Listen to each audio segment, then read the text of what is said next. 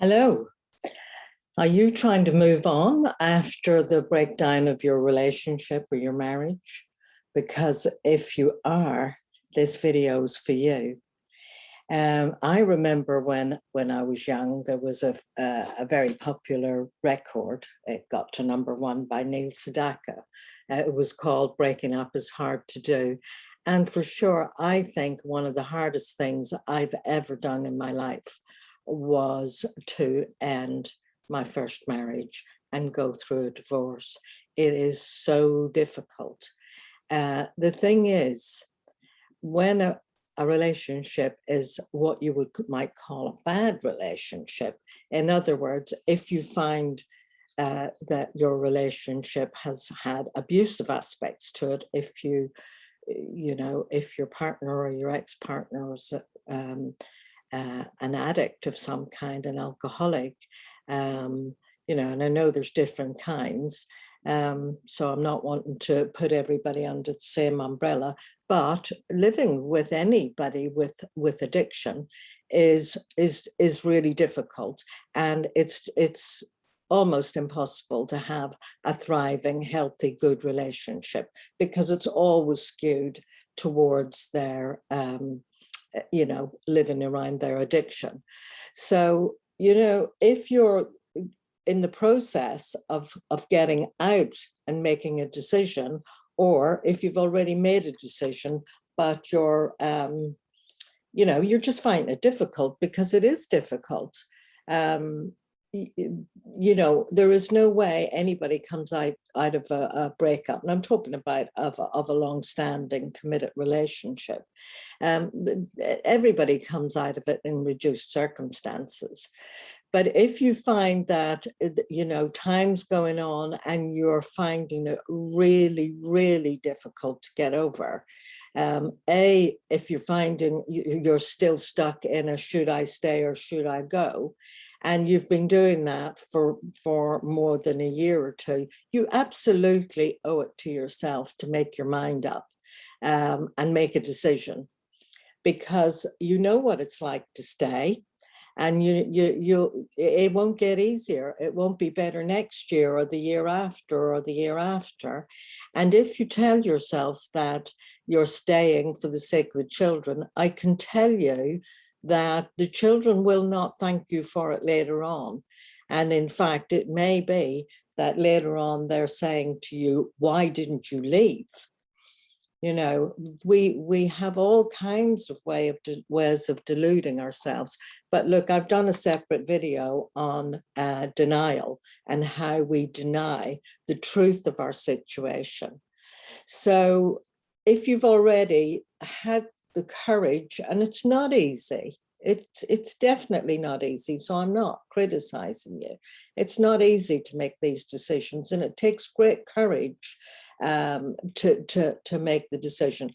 But if you have and you've got out, well, it's not the end of the problems, is it? Because you've got a whole new set of problems of how do you keep a roof over your head? How do you have enough money to pay for the roof over your head and pay your bills and keep your children? And emotionally, you feel really at a low ebb, and it's difficult to rebuild your life. But that's what we're all about here, about rebuilding your life. So what you need to do is to set a firm intention that you will get over this, and not looking back and thinking, oh, did I do the right thing? The thing is, you have to look at, what did you lose? What did you want? Did you get what you wanted in that relationship? The answer probably is no, you didn't. You didn't get what you wanted. So what you've lost is the hope of getting what you wanted, but you never got it. If you're, if you're in the situation now where you're watching this, clearly it didn't work. So you need to consider your mindset. If your mindset is constant ambivalence, well, maybe this and maybe that, and if only this and if only that. Honestly, it just wastes years of your life. And I know, because I did it for many years. Don't do it. It torments you, and it's not good for your children to be in that, shall I stay or shall I go? Or even afterwards, oh, did I do the right thing? And actually being in the pits over it. So a lot depends on your mindset. And I know many people coming out of a long-term relationship, their confidence is very low. And if your confidence is very low, you have to ask yourself, why? Why is your confidence so low? It probably wasn't very low when you first got married. You know, where did your confidence go to, and why did it go?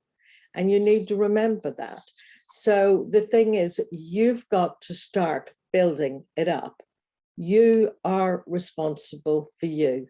Nobody else is going to come and drop wheelbarrow loads of confidence into your lap. You've got to get it. And this is all an inside job. It's not going to drop from on high. If you're looking for somebody to come and make everything okay, it won't happen. Because actually, if somebody can come and you feel they can make it okay, equally, when they become not who you thought they were, then it's not okay, and you've lost it. You have to build it up for yourself inside. Now, one of the things that people lose in the breakup of a long-term committed relationship is they have a sense of loss of identity, a kind of a who am I? Because sometimes you can over-identify with being the partner of that, you know, your ex or an alcoholic or whoever. But, you know, you need to get back to you are you. And you need to either discover you or rediscover you. I know for myself, when I first got married, I had no clue who I was. I was young and I hadn't formed an identity. I hadn't formed a sense of who I was. And I took my identity from being a wife, being a mother. And of course, when the family split up, there's that, well, who am I now? But, you know, here's the thing. Sitting down or kneeling down even quietly with yourself and asking yourself, who am I? And actually from the heart, listening to yourself, asking that heartfelt question, who am I? And the fact is, and the truth is, you are a multi-dimensional being. You have a body, you have a mind, but you also have a soul and a spirit. And most people forget that they have a soul and a spirit. In fact, you are a soul and you are a spirit. And the reason why a lot of the 12-step programs are successful is because they incorporate the concept of a higher power. Now, some people go along to AA or Al-Anon and they say, oh, I didn't like it. They kept talking about God. No, they weren't talking about God. They were talking about a power greater than ourselves. Now, I choose to call that God or the divine, but you can call it whatever it is to you. But the fact it remains, we are not just flesh and blood, and we are not just mental mind. We actually have a soul and a spirit. And when you get to the end of yourself and you find that you're going around in circles for years, not knowing who you are, what you are, why you're here, then, you know, you have to stop and go in and be quiet and listen to the still small voice. And you don't have to get religion. This is nothing whatsoever to do with religion. It's about acknowledging your limitations. Now, most of us, when we're young, in fact, I would say all of us when we're young. The position that we're in, and especially if we're in an unsuccessful relationship, it feels like everything's happening to you. You know, look what he's doing to me. Look what they're doing to me. Look what my parents did to me. Whatever. It's like life happens to you. And then if that keeps you in a position of being a victim of life.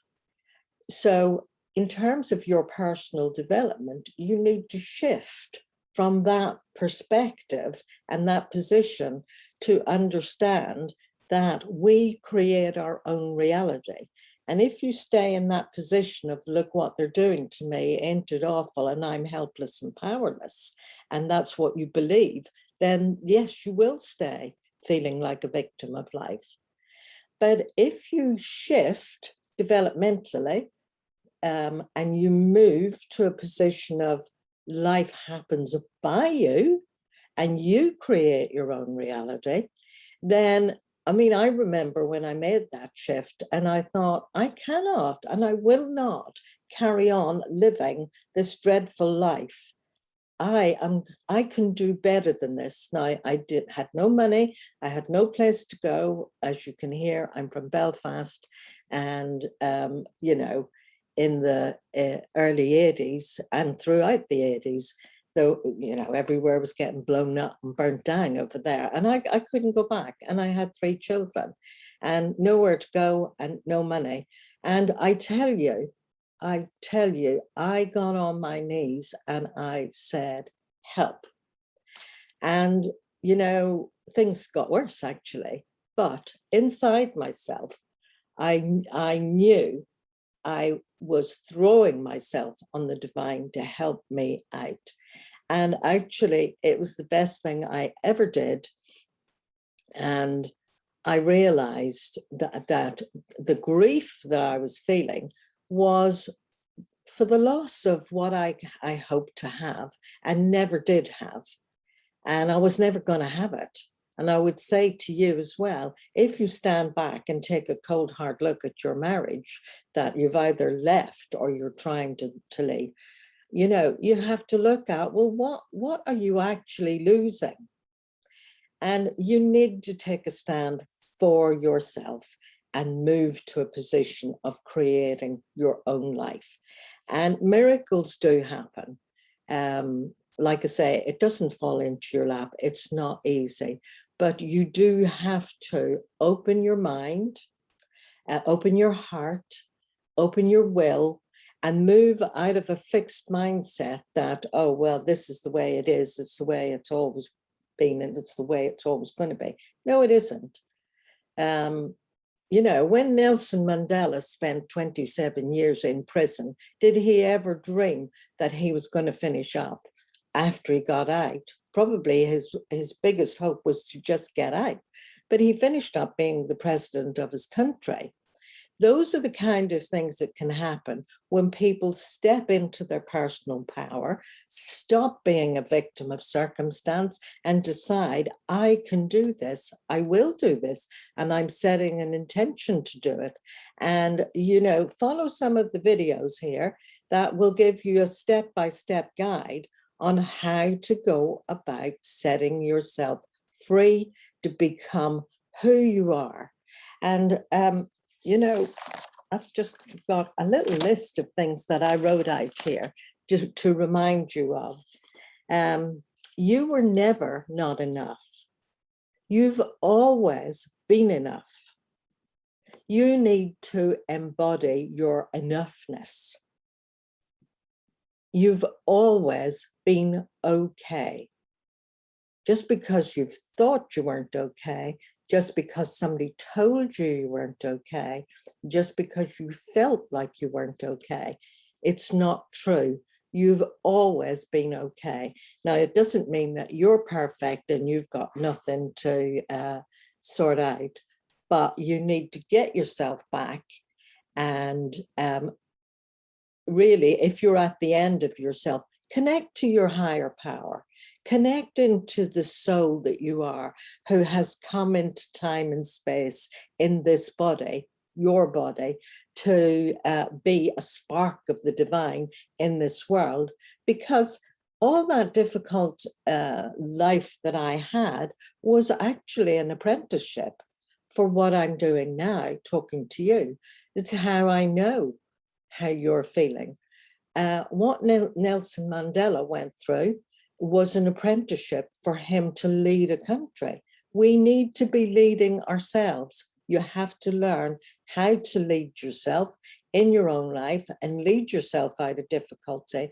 But sometimes we don't know what way to go, and we need something greater than ourselves to give us some inspiration. So I'm going to leave it there, and do watch the video on denial, and leave your comments below. If you've got any questions or queries, I'll be very happy to answer them. But for those of you in particular who have made the move to leave, some of you get tempted to go back. It's a deadly game. It's a deadly game, and you can do it several times, backwards and forwards, backwards and forwards. And all the time you're role modeling for your children how to have a really shit and miserable relationship. It's not good for them. You need to decide to live your own life, get on with your own life, create a life for yourself, and stand back.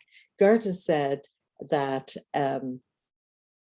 when you step out, providence steps in, and you need to take that leap of faith. So that's it for now. Bye for now. Bye.